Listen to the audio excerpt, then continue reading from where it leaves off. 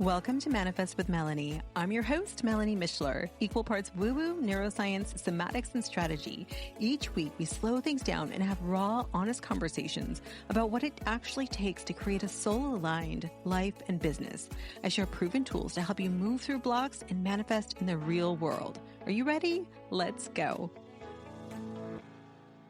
Hello, love, and welcome back to the podcast. It is a beautiful winter night here in Belize. It's not warm, not cool. It's just perfect temperature, but the jungle is alive with bugs tonight. So you might hear the crickets singing or the cicadas humming. It's just a little background music for the podcast tonight. Anyway, today I want to talk about clearing out clutter. Clutter in our environment, in our lives, in our minds, in our beliefs, our outdated thoughts, all of it, and clearing it out so that we can actually make room, like real room, for manifesting the things that we desire now, that we want it to create in our life moving forward. Now, I know clearing out your home and decluttering your closet might not really seem related to manifesting your business or your love or health, but I promise you it is. So stick with me. This idea of decluttering, it's been really top of mind for me lately because many of you know that I recently moved from California to Belize. And for years, I was going back and forth between our two homes. But last year, we decided we're going to rent out our home in California and go all in on being in Belize. And that meant we had to completely empty out the house. And I mean, every drawer, every closet, every shelf, the garage, all the vehicles, every last thing had to go. Now, the only things I could bring with me were the things that would fit into my little RAV4. And let me tell you, a RAV4 is not that big of a car. So because I was driving it down to Belize. And let me tell you, when you're living in a home for 15 years, you accumulate a lot of stuff. You know, some of it was sentimental. Some of it was, really expensive stuff that we had ties to maybe because we had invested in it and stuff we thought we might need like someday. And then there was a lot of stuff that just, it had to go. There was a lot.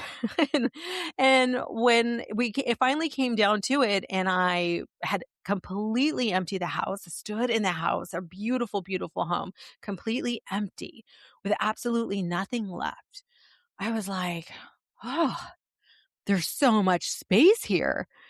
And that space, it's really what allows someone else to come in with their new life and their new energy and their new furniture and create something new there. And I realized it's really the same for us. It's really the same in manifesting. If we want to call in something new into our lives, we have to first make room for it. We have to have space for this new stuff to come in. So let me tell you a funny story about this whole move. When I had finally packed my car, and I mean, it was jam-packed. I had a roof rack. I had the bike on the back, ratchet straps, like the whole thing. It was so tight, you couldn't fit anything in there. I barely fit Cooper in there. And I felt so accomplished. But anyway, what happened is I started driving from California to Arizona, New Mexico, and somewhere in the middle of Texas, I stopped for gas. And I looked up and my roof rack had completely shifted to the side, which is actually really, really dangerous when it's loaded with all your it's important stuff, right? So here I am, I'm in Texas, I'm by myself, unloading everything off the roof of my car. I had to readjust it, tighten it down again, and reload it and re-tie it down and kind of just pray that it was going to hold for the rest of the journey because I was only halfway through my drive from California to Belize.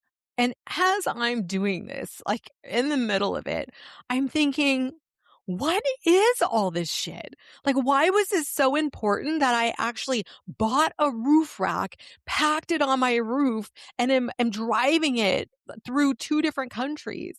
I don't even want this shit anymore. Suddenly, all this stuff that seemed really valuable was more trouble than it was worth. And I'm sitting there in the middle of Texas and I'm just laughing at myself because I was reminded of those movies of the people who crossed the US in covered wagons, like way back in the day.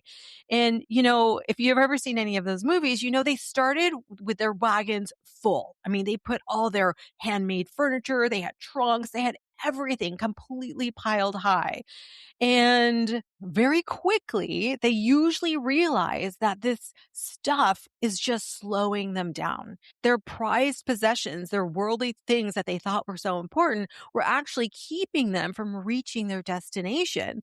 So what would happen is they just start leaving things by this on the side of, the trail, dressers, chests, belongings, like all of the things, because their destination, where they were going, was more important than their stuff. And when I was driving through Texas and that happened, that's exactly how I felt. I wanted to get rid of everything. And I did get rid of some stuff, but I kept on going. And here's how this ties into manifestation, because this heaviness, like this burden of stuff, it doesn't just happen with physical objects.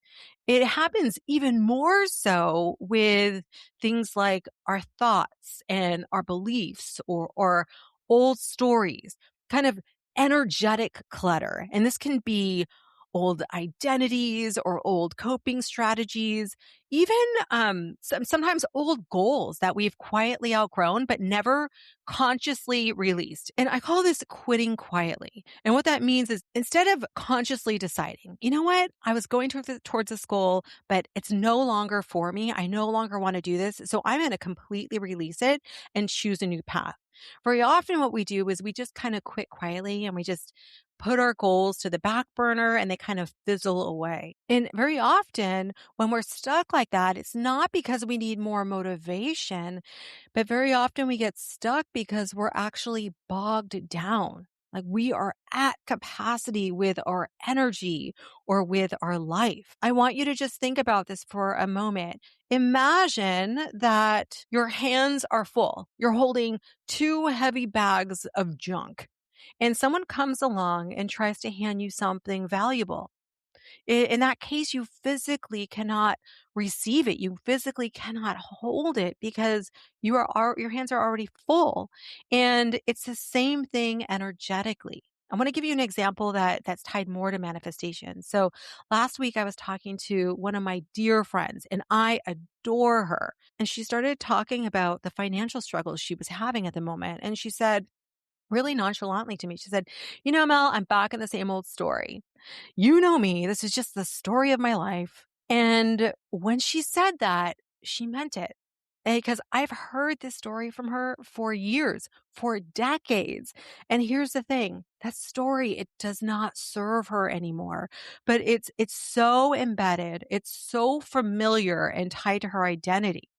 And here's the thing, she keeps physically telling the story too, right? She's telling it to me. She's telling it to herself, to others over and over and over again.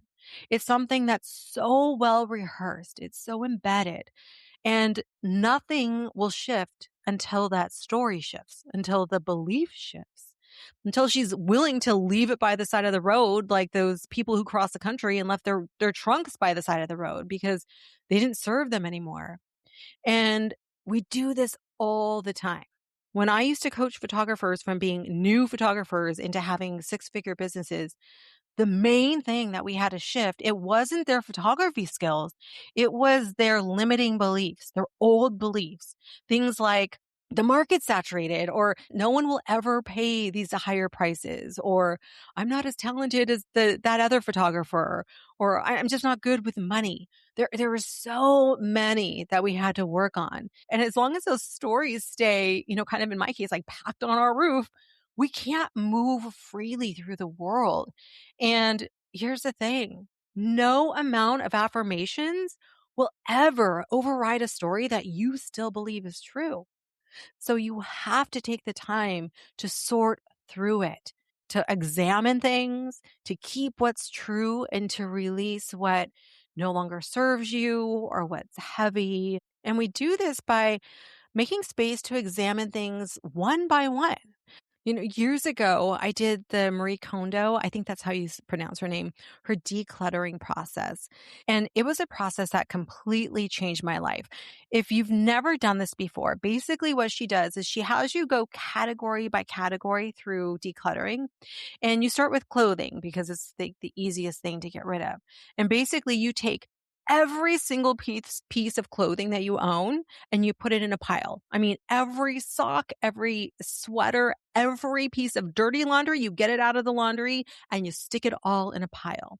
And then you go one by one through each article and you ask yourself, does this bring me joy? And if so, then you keep it and you store it in a way that you can see it and appreciate it. And if not, then it goes. And that means all your mismatched socks, that sweater you bought on sale that wasn't quite your color, or those jeans that make you feel fat because you're like, I'm going to fit into them again. All that shit goes. And here's the thing, it's really easy to do this with clothes. But for energetic clutter, it can be a little bit more challenging because, well, we can't see energetic clutter. It's not something that's tangible to us. We can't stick it in a pile and sort through it one by one. So this is where journaling or working with a coach or working with someone like myself can be really helpful to move through and to release some of these things that are keeping you stuck. I want you to remember that manifesting anything that you desire, it's not about adding more or getting more. It's about becoming more. And to do that, we need to make space for that next level version of ourselves. You can't call in deeper love while your heart is full of resentment.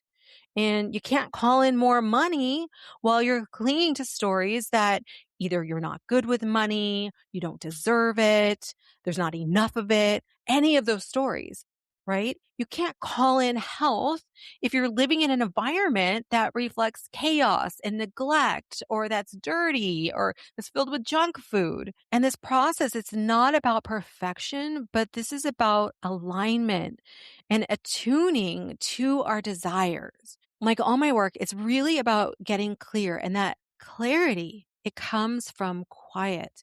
And quiet, honestly, it requires clearing. So I'm going to just kind of guess that chances are the life you're building, it doesn't require more things, more Amazon purchases, more stuff. It probably requires less noise, less clutter. So this week, I want to invite you to gently just start noticing, start looking around and beginning to notice in your environment, like your house, your car, your office. Notice your mind and your emotions. Oh, and your calendar. Like this is a really big one. Is your calendar cluttered with things that are not moving you towards your goals? Is it filled up with other people's crap? Start to notice where you're bogged down with clutter and where you can start to gently release things without force, without, pressure, but just starting to let things go so that you can make room for the life that you're calling in, for the life that you deserve. All right. So before we go, I just want to give you a couple of journal prompts because like I said, clearing out this emotional clutter is a little bit more abstract because we don't have a pile of it. So a really good way, like I mentioned, is journaling. So if you're inclined this week to take some time and space to kind of explore what clutter you have in your energy, then here's a few good journal prompts to get you started. Okay. Number one, what story about yourself feels outdated or no longer serves you? Number two, what would feel lighter in your life if you just released it? Number three, what area of your life feels most heavy or cluttered? I think I'm on number four. What are you carrying that once felt important to you, but now feels heavy? This is a really important one because very often we accumulate things like beliefs or stuff, anything, or stories that served us really well, maybe when we were younger or growing up. Very often they help us to survive, but now as we grow, they tend to bog us down. So that's a really important one. Anyway, getting clear on these questions is going to help you make space for the version of you that's already waiting. And here's the thing, she already exists. We just have to remove what's standing in our way to her. That's it. And fine tune ourselves into that frequency. And then whoosh, things happen so quickly. From that space, manifestation gets lighter. It feels more natural and aligned. So All right, love. I hope that this made sense. I hope I was able to kind of bridge the gap between how physical clutter bogs down our manifestations. And I hope you take some time to explore this week. As always, I'm so glad you're here. If this resonated with you, please like it, subscribe, share it with a friend, and also take some time to check out the YouTube channel because this week I went into talking about alignment and energy and kind of how you can feel yourself into alignment, how to know when you're out, and you might find that really helpful too. All right, love. Until next week, keep manifesting an epic life.